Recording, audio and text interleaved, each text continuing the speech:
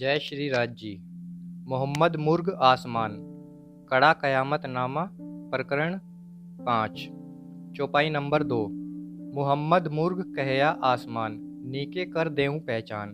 इन मुर्ग ने किया गुसल, धोए पर अर्क निर्मल। चौपाई नंबर 3। तीन मुर्ग ने झटके पर, ता बूंदों के भय पैगंबर। 1,00,000 भय 20,000, जिन्हों पैगाम दिए सिरदार। चौपाई नंबर 7। पाले अरकान मसले वावन, तुम वाही को जानो मोमिन।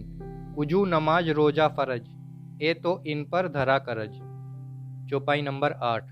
और भी इन्हें मुसलमानी करी, सो भी देखो चलन जाहिरी। ए लानत लिखी माहे फरमान, सो बड़ी कर पकड़ी मुसलमान। चौपाई नंबर 9। शरीयत सो कहे इब्राम, जिन्हों किए थे वदफेल काम। 3 अंगो लोप्या न माना फरमान, सो सारे किए नुकसान। चौपाई नंबर 10। इब्राहिम सिर ए लानत कही, सो पढ़ो सुनत बड़ी कर लई। जिन लानत दई ऊपर तकसीर, सो शोभा लई मुल्ला मीर पीर। चौपाई नंबर 11। ए पावे नहीं अल्लाह कहानी, इन याही में कर लई मुसलमानी। लानत करी ऊपर की बानी, इनो सोई भली कर जानी। चौपाई नंबर 12। पढ़े आलम आरफ कहावे, पर एक हरफ का अर्थ न पावे। मुख से कहे किताब 4, पर हृदय अंधेर न करे विचार। चौपाई नंबर 13। तोरेत अंजीर और जंबूर, चौथी कलाम अल्लाह जहूर। ये चारों उतरियां जिन पर, चारों नाम कहे पैगंबर। चौपाई नंबर 14। मूसा ईसा और दाऊद, ये चारों आए बीच जहूद। और आखिरी कहे पैगंबर, ख़त्म किया इत बांधी हद। चौपाई नंबर 15। मसूख 3 कही 3 मिने, फुरकान एक यों भने। समझे न किताबों के ताई, क्या लिखा है मायनो माही। चौपाई नंबर 25। मोहम्मद की जो उम्मत भई, 10वीं दोजख तिनको भई। यामे फिरके कहे 72, तामे एक मोमिन लिए अंदर। चौपाई नंबर 35। लिखा सब मायने बातन, सो हनोज लो ना खोले किन। सब खूबियां हैं बातन, खुले मगज समो भई रोशन। चौपाई नंबर 36। अव्वल खूबी अल्लाह कलाम, दूजी खूबी गिरो इस्लाम। तीसरी खूबी 3 हादी वजूद, आखर आए बीच जहूद। श्यामा जी तो परमधाम की अगवा हैं और 12,000 की नेता हैं। नेता के सामने सेवक को बड़प्पन दिया जावे अपमान है नेता का। दूसरी बात एक और है, संशय उत्पन्न करती है। इस खेल के हीरो तो इंद्रावती हैं। चुनाचे इंदिरा साथ पुकारना था, न के सुंदर साथ या श्यामा साथ कहो। सुंदर साथ बोलना अनुचित प्रतीत होता है। जरूर कहीं इसमें भेद छिपा है। यह खेल बड़ी युक्तियों और चतुराइयों से रचा गया है, क्योंकि 12,000 चतरा ऊपर से छाती में हाथ मारकर उतरी हुई हैं खेल में। उनको मूर्ख बनाना अति आवश्यक है, वरना राज्य को महाराज नीचा देखना पड़ जाएगा अगर ये राज्य को पहचान गई। इसीलिए इस खेल के सब पात्र ढके मुंदे पड़े हैं। राज और भेद खुल गए तो उनकी कारीगरी ही चौपट न हो जाएगी। हमने पीछे दिव्य ब्रह्मपुर के चर्चे में बताया था कि श्री राज जी परमधाम में जिस गादी पर विराजते हैं, उस सिंहासन पर केवल ब्रह्म विराज रहे हैं और श्यामा जी के स्थान पर योग माया पधरी हुई है। उनकी सेवा में सुंदरबाई है। चूंकि यह स्थान यहाँ जहाँ यह नाटक रचा गया है फरिश्तों का गढ़ है, और गढ़ भी ऐसा जिसे बेचारी दुनिया अब तक सुनकर भी समझ ही तो न पाई उनकी अटपटी लीलाओं को। क्योंकि प्रियाएं यहीं के खेलों को खेलकर नीचे उतरी हैं, तो हीरो यहीं के पात्र होंगे। आगे के खेल की योजना भी यहीं बनी, वो यहीं के पात्र भी नीचे उतरे। सुंदरबाई गोल की जत्थेदार बनकर चली, साथ ही इंद्रावती और अन्य जत्था भी। सुंदरबाई को एक पद और मिला, रूह अल्लाह का।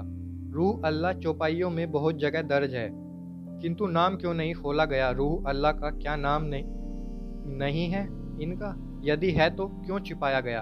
हम आपसे पहले ही लिखकर कह आए हैं कि छल का खेल है। जगह जगह मोमिनों से पर्दा रखा गया है, कहीं राज न खुल जाए, बड़ी सावधानी बरती गई है।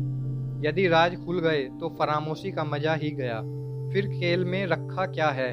हंसी ही प्रियाओं की तब होनी है जब पर्दों में अनहोनियां होती रहें और प्रियाएं जान ही न पावें कि हमारे साथ क्या हो रहा है और कौन कर रहा है। मलकी का मतलब है देवताई, फरिश्ती सूरत। रूह अल्लाह इसीलिए कहा है कि अल्लाह के बराबर ही सिंहासन पर विराजमान है। बुद्ध यानी केवल ब्रह्म, परम पुरुष की गादी पर बैठकर अल्लाह ताला का पार्ट अदा कर रहे हैं। यूं योगमाया रूह अल्लाह कहलाई और श्री देवचंद्र जी में आकर बैठी। इन्हीं रूह अल्लाह के ऊपर श्री कृष्ण का स्वरूप उतरा। सारा क्षेत्र योग माया का है, श्री कृष्ण जिसके ही हैं। पद्धति में परिणामियों की उनका यही अंतिम स्थान है, इससे आगे का ज्ञान उनके पास नहीं है। ब्रह्म सृष्टियों का मुक्ति स्थान सत्स्वरूप के निर्मल चैतन्य में है। हक की सूरत हक कहते हैं सत्य को। सत अंग के मायने हैं सत्य। सत्य स्वरूप या कूटस्थ बात एक ही है। हक आपने अगर अक्षर को माना तो उन्हीं का मन है सत्य स्वरूप। पीछे के पन्ने पर कयामत नामे से कुछ चौपाइयाँ लाई गई हैं, जिनमें कुछ ऐसे राज दर्ज हैं जिनकी जानकारी अति आवश्यक है।